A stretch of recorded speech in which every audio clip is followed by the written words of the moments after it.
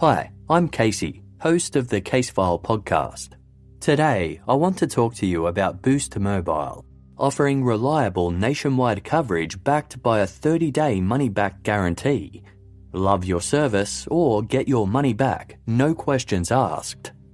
With Boost Mobile, you get nationwide coverage and fast network speeds at a fraction of the price. Why pay more for the same great service? Unlimited plans start at just $25 a month, and you won't be sacrificing coverage to save. So why wait? Start saving with Boost today. The Boost mobile network, together with their roaming partners, covers 99% of the US population. 5G speeds not available in all areas. Visit your nearest Boost Mobile store or find us online at boostmobile.com. Money back guarantee. Try Boost Mobile risk-free for 30 days. If you don't like us, you get your money back. Requires port-in and auto-pay. Customers who cancel within 30 days of activation will have Boost service fees refunded. Activation fees, if applicable, and phone payments will not be refunded. This episode is brought to you by Paranormal Playback, a new podcast where hosts Shar, Mel and Laura recap the spooky and entertaining world of paranormal reality TV. Each week they take a fresh look at popular shows like Ghost Adventures and Kindred Spirits, blending humour with insight as they pull apart what's happening on screen. The three of them are a mix of believers and skeptics, which makes for really fun conversations, sometimes leaning into mystery, other times asking the questions viewers might be thinking themselves. With their background in creative production, they know how these shows are put together, so they're great at pointing out the moments that feel real versus the ones that might be more for the cameras. And their segment, This Old Haunt, digs into the true crime side of paranormal investigations, separating fact from fiction. With Halloween coming up, it's the perfect time to add something spooky, funny and a little addictive to your playlist. For even more spooky, ghostly, paranormal content with a humorous spin, go check out Paranormal Playback.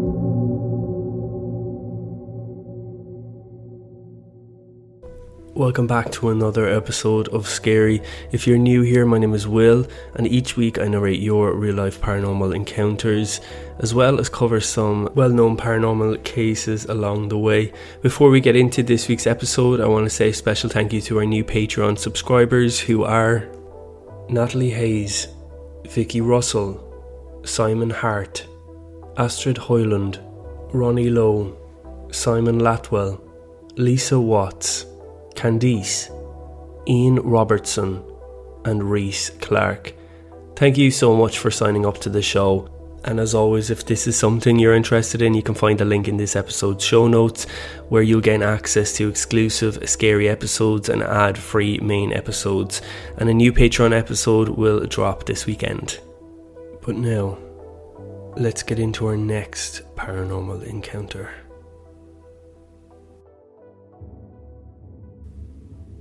I took a job in a funeral home when I was 22. I wasn't particularly fascinated by death. I wasn't even especially spiritual. I dropped out of college after realising that I had absolutely no idea what I wanted to do and needed some sort of job to stop my parents from worrying.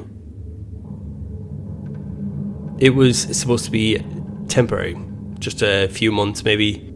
And the whole thing kind of came about really quickly. It was through a friend of a friend.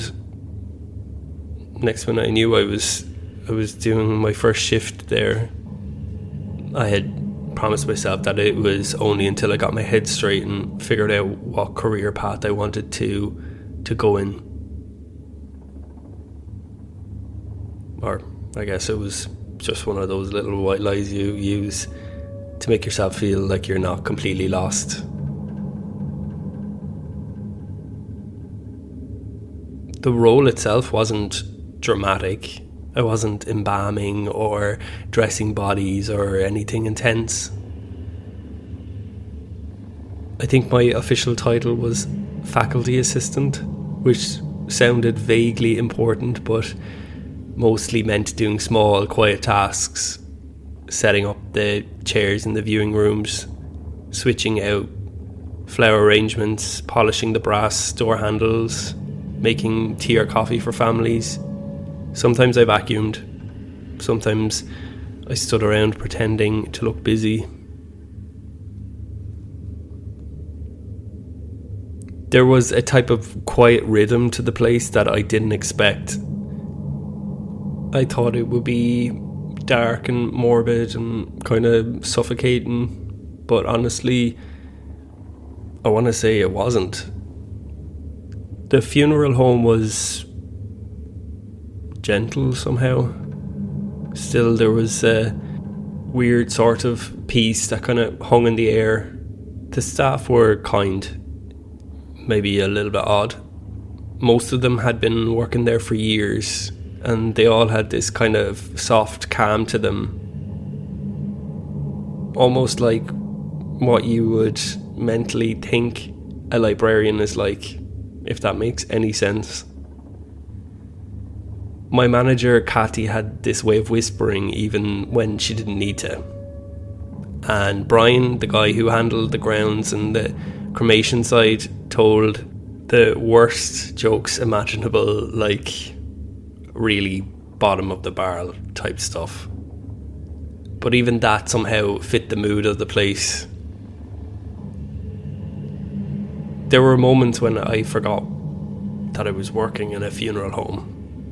Then you'd have these moments where you'd be rearranging chairs or swapping out a tea tray, and you'd realise that you were completely alone and that somebody's loved one was there the day before. I'd work the odd evening shift or early morning shift, usually when things were quiet. There was no services, just prep.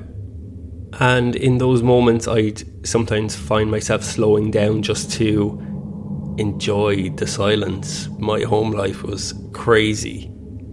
I have loads of younger siblings.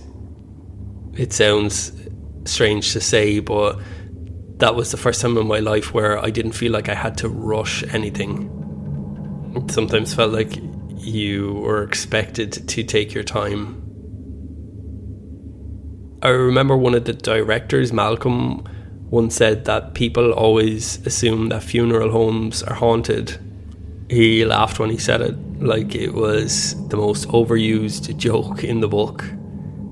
Nothing spooky here, just grief, love, and a lot of lilies. It wasn't until I'd been working there for a couple of months that I noticed the small stuff. Nothing big, nothing that you could really point to and say, that's paranormal. It was more like odd little moments that don't really sit quite right. Like one time I set up viewing room A for a morning visitation.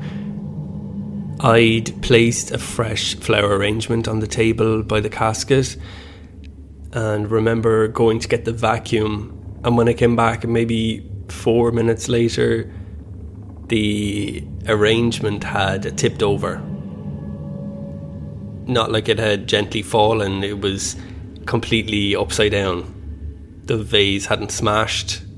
The flowers were just splayed across the table like somebody had swept their arm through them. Another time I was wiping down the chairs in the same room. This was probably a month after, and I heard this knocking, this really soft kind of deliberate 3 knocks. I couldn't figure out where the knocking was coming from and looked around the room for a little bit and then realised that the knocking was coming from one of the chairs. When I went over to try and zero in on which of the chairs it was, it just stopped. There was this girl who worked on the front desk during the day. Her name was Jenny. She was a few years older than me, and she was bubbly in a way that felt like it was a bit out of place for the job, but I really liked her. We'd sometimes overlap on a shift change, just long enough to have a bit of a chat.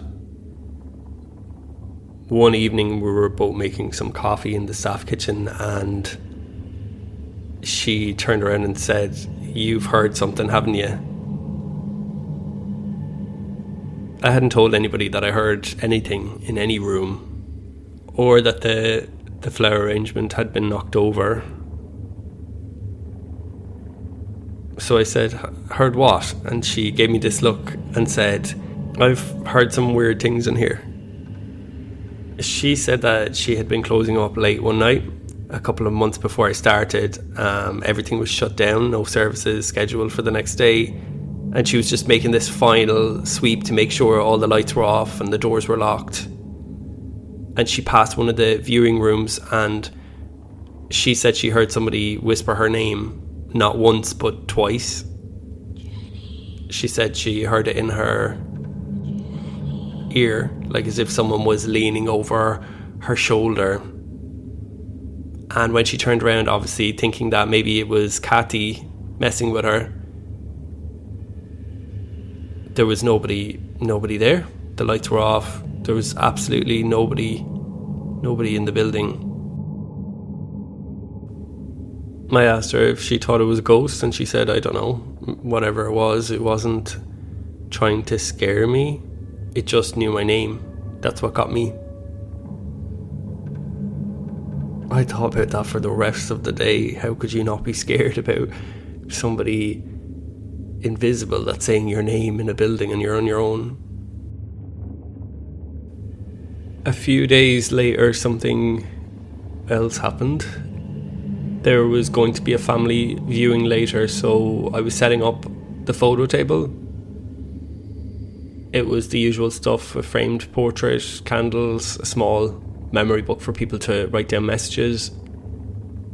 I remember placing the photo in the centre of the easel and angled it just slightly to the left. I'm one of those people who always notices if something's not quite straight, so it took me a minute to adjust it just right, the way I thought it should be. Then I left the room to grab the guest book from reception. I was gone maybe 2 minutes, and when I came back in, the photo was on the floor, face down. The easel was still standing perfectly. Candles hadn't moved. Nothing else was touched. But the photo, the one thing that shouldn't have been able to fall forward with the whole stand tipping, was just lying there like somebody had picked it up and set it down. I just picked up the photo, wiped the glass with my sleeve, and apologised, which was the strangest part. I didn't even think about it. I just said sorry out loud, like I'd walked into somebody's bedroom without knocking. At this point, me and Jenny were trading stories. She reckoned that we had given attention to something, and it was wanting to make itself known. I stopped telling her of things that were happening to me because I wanted it all just to stop. It was starting to freak me out a bit. Fast forward a little while later. It was a Wednesday, I think. It was pretty quiet, grey, one of those days where the weather couldn't decide if it was going to rain. I'd been scheduled on an afternoon shift, which again was mostly prep work. We had a small private family viewing happening later that evening, and I was told that I needed to set up viewing room B. That room always felt heavier than the others. Maybe I was imagining that, maybe not. I go through my little routine. I set the chairs, adjust the lighting, check the thermostat, lay out the framed photo and the guest book. After I did that, I was walking down the hall to the supply cupboard when I saw somebody sitting in one of the chairs just outside room B. It was an older man, maybe in his 70s or early 80s. He was holding a flat cap in his lap and was staring at the floor, looking a bit confused. You know that look that older people get sometimes when they're not quite sure if they're in the right place, but they don't want to ask. I slowed down a bit and said, "Hi, are you okay?" And he looked up at me and smiled. "I think I'm meant to be here." He gestured towards the viewing room door, but I don't really want to go in there alone. Somebody should be here in a little bit. I said, "No problem. Can I get you tea or coffee?" And he just quietly said, "That's kind of you. That's rare." That stuck with me, actually. That's rare. It's not the kind of thing that most people say, especially when they're grieving. Families often arrive a bit ahead of schedule, especially older people. I left the door slightly ajar behind me and went to get the last of the flower stands from storage. I didn't see him go in, but I figured he had because the chair was empty when I passed by. About 20 minutes later, the actual funeral director arrived along with the family. It was a small group, maybe 6 or 7 people. They were pretty quiet and respectful. One of them asked if they could have a few extra tissues placed near the front, and I went quickly to do that before they entered. And that's when I saw the photo at the front of the room, and I recognised him immediately. It was the same man, same eyes, same everything. It was him.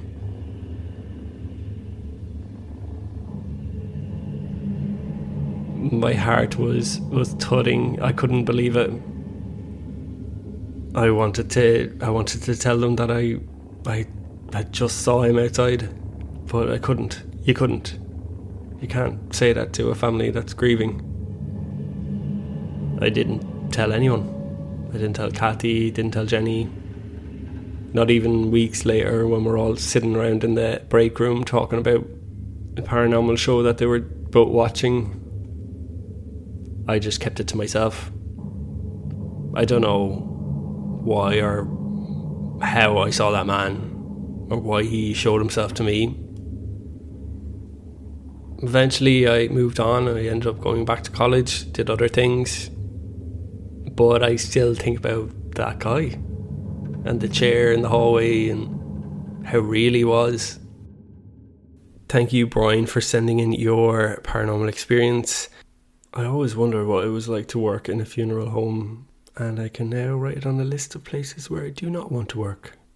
After the break, we'll get into another paranormal experience.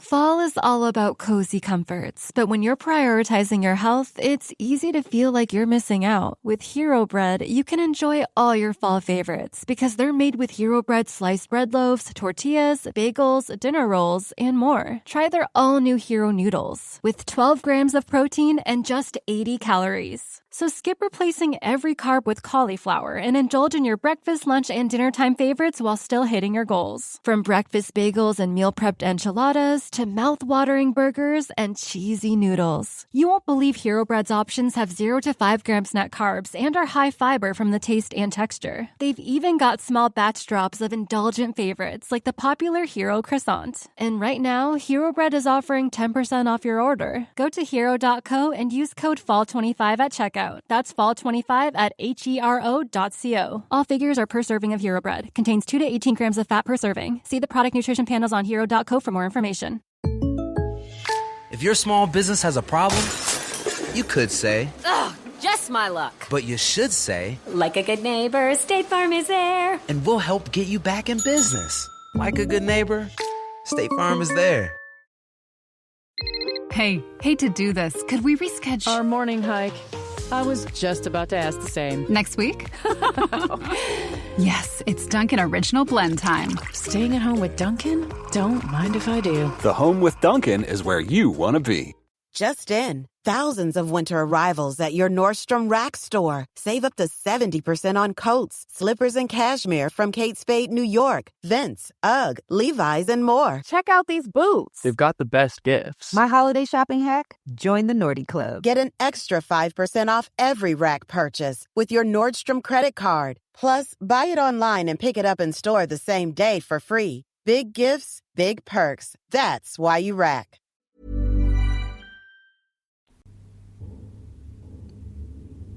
This happened back in 2009. I was 15. I grew up on a farm in Nova Scotia.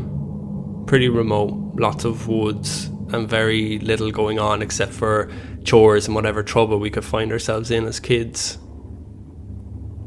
That summer, my cousins came up from Halifax to stay for a week.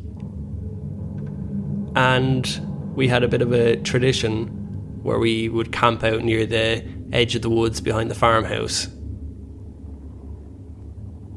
It wasn't deep forest or anything. Normally we'd go about 100 metres from the back porch. But this time we decided to go a good bit further.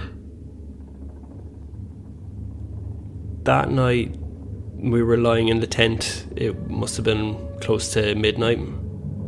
There was 3 of us, me, my cousin Liam, and his younger brother Sam. We'd been messing around by a torch, telling ghost stories that were mostly just us trying to make each other laugh when we heard this whistling.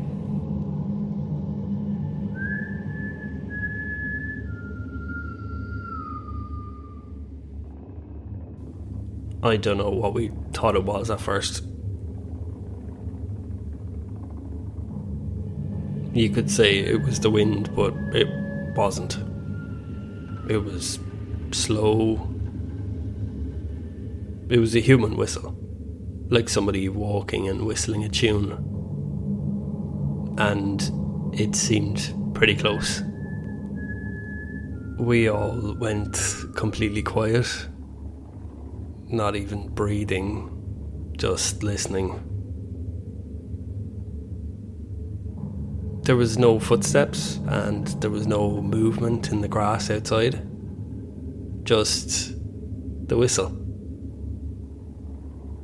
Getting louder, then getting softer. Like somebody was pacing around us. And then my cousin whispered, "It's Uncle Dan." But Uncle Dan had bad knees. There was no way he could have snuck out there without us hearing him stumble through the grass. Plus, the tune didn't stop. Whoever it was didn't miss a beat, just kept whistling the same little melody like it was a loop. Eventually, while still hearing the whistling going on outside, we unzipped the flap of the tent, looked outside. Pitch black. Nothing. The sound stopped. We grabbed our flash lamps and shone them all around. Nobody there. After we had a little look around, we got back in the tent. We never heard the whistle again. Didn't really sleep that well that night. The next morning we told my mum and dad what had happened, and they brushed it off, said maybe it was the neighbour playing tricks, or maybe it was the wind, or totally wasn't the wind. The nearest neighbour was about a 20-minute drive away, and even in the middle of nowhere, you don't just whistle in the dark through the wilderness and then disappear. Where was the punchline? Nobody ever owned up to it. Years later, we bring it up, hoping for somebody to reveal themselves as the whistler, but nobody is claiming that title. Thank you, Mark, for sending in your paranormal experience.